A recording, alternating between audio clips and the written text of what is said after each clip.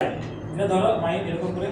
হ্যাঁ, এখন একটু এখন মনে করে যে সব অসিলেশন আসছে, অসিলেশনের প্লেন তো আরো বড়, সব অসিলেশন আসছে, কিন্তু যেহেতু মলিকিউলগুলো অ্যালাইন ধরো এখানে ভার্টিক্যালি, তাহলে কোন অসিলেশনগুলো শুধুমাত্র মনে করছে এখানে রিসিভ করতে পারবে ম্যাটেরিয়ালটা, তাহলে এখানে শুধু ভার্টিক্যাল অসিলেশনটা এই ইলেকট্রনগুলো কি করতে পারছে, তারপরে তারা তো রিসিভ করে, এটা তো ট্রান্সপারেন্ট মিডিয়াম ছাড়ছে, তো সে যদি ভার্টিক্যাল অসিলেশন বরাবর হয়, আবার যেহেতু তার অ্যাটমগুলা ভার্টিক্যালি অ্যারেঞ্জ বাই, তাহলে এখান থেকে এখান থেকে এখান থেকে এখান থেকে তো শুধু মাত্র রিলিজ হবে, কারণ এখানে যে বলো এক এরকম যে অসিলেশনগুলো গেল, যে ওয়েভগুলা, সেটা কি শুধুমাত্র কোন প্লেন বরাবর গেল?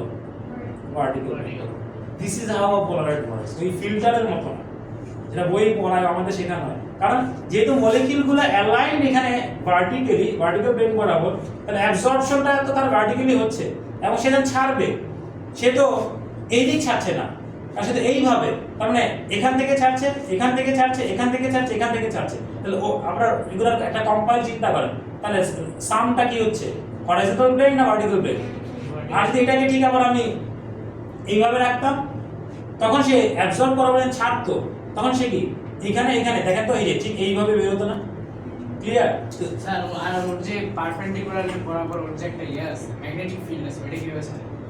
প্রথম কথা হচ্ছে ম্যাগনেটিক ফিল্ডের তো ইলেকট্রিক ফিল্ড যেই প্লেনে আছে, ম্যাগনেটিক ফিল্ড একই প্লেনে আছে, তো যেই প্লেনের আপনি ম্যাগনেটিক ফিল্ড বাদ দিয়ে মানে ব্লক করে দিয়েছেন, ওই ফিল্ডের মানে ইলেকট্রিক ফিল্ড ব্লক করা মানে ওই প্লেনের ম্যাগনেটিক ফিল্ডও ব্লক, কারণ এটা তো বলো ইলেকট্রিক ফিল্ড না থাকলে ম্যাগনেটিক ফিল্ড থাকবে না, কারণ ম্যাগনেটিক ফিল্ড ইলেকট্রিক ফিল্ডের কারণ বাই এনি চান্স স্যার যদি ম্যাগনেটিক ইম্পসিবল না স্যার। কিভাবে স্যার ইম্পসিবল স্যার? তুমি ধরো একটা ওয়্যার, হ্যাঁ, কারেন্টই দাও নাই, কপারের কারেন্টই দাও নাই, হ্যাঁ, এবার দোয়া করো ম্যাগনেটিজম তৈরি হওয়ার জন্য। না আমার কথা কি বুঝতে পেরেছো? কারণ ইলেকট্রোম্যাগনেটিজমটাই আসছে এইভাবে, ইলেকট্রিসিটির কারণেই ম্যাগনেটিজমটা আসে, এবং আমরা যে ম্যাগনেটিজমে তোমাদের যে ডোমেইন দিলেন বলেছিলাম বলে ফেলছি, তাহলে সেখানে একদম মাইক্রোস্কোপিক লেভেল ওই ম্যাগনেটিজমও কিসের কারণে হয়েছে, ওই বড় যেটা দেখছে ম্যাগনেটিজম ওভারঅল, সেটা কিসের কারণে? ইলেকট্রিক ফিল্ডের কারণে। ক্লিয়ার?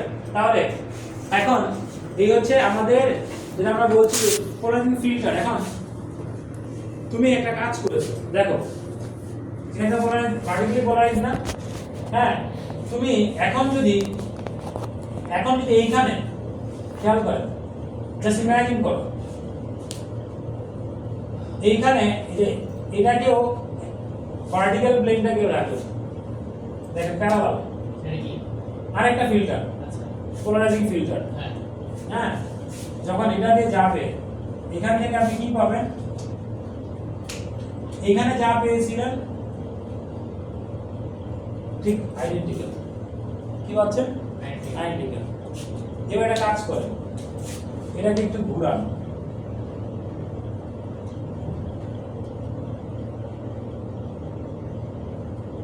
এটা প্লেন এটি করা, তাইলে দেখবেন যে এখন ইন্টেন্সিটি কমে গেছে। কেন?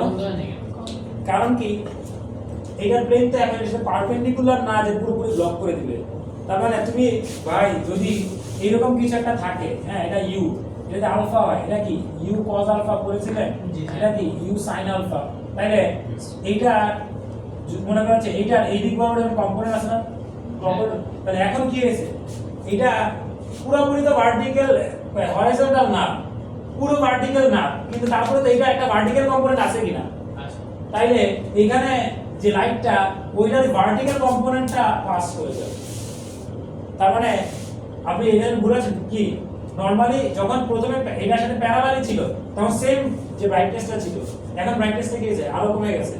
এবার আপনি একটা কাজ করেন, এটাকে আরো ঘুরান,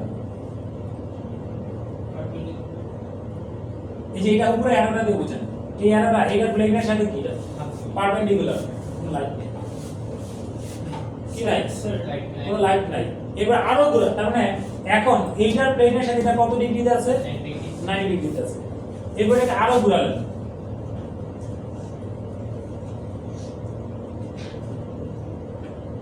এখন কি পাবেন?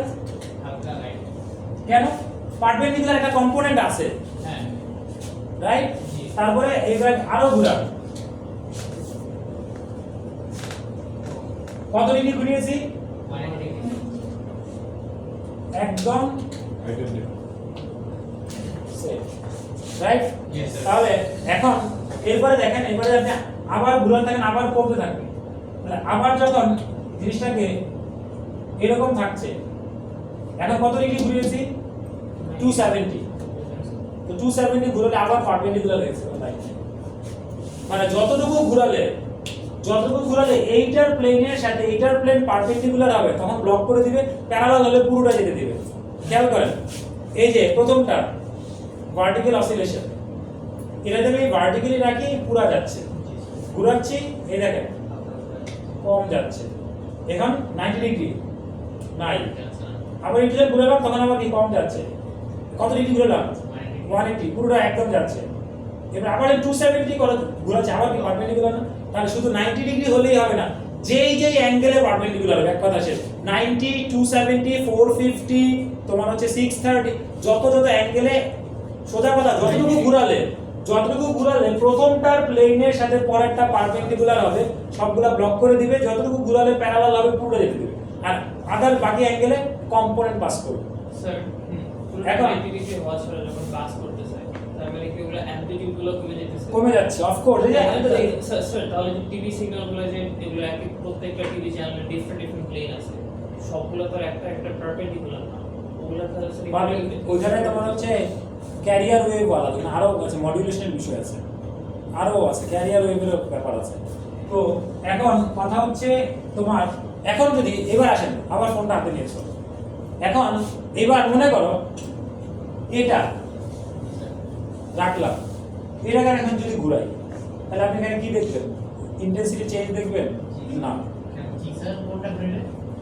এটাকে আমি এখন ঘুরাই, যতটুকুই ঘুরাই ইন্টেন্সিটি চেঞ্জ দেখবেন কিনা? না। কেন? কারণ ভাই এটা তো আনপোলারাইজড। সালাম।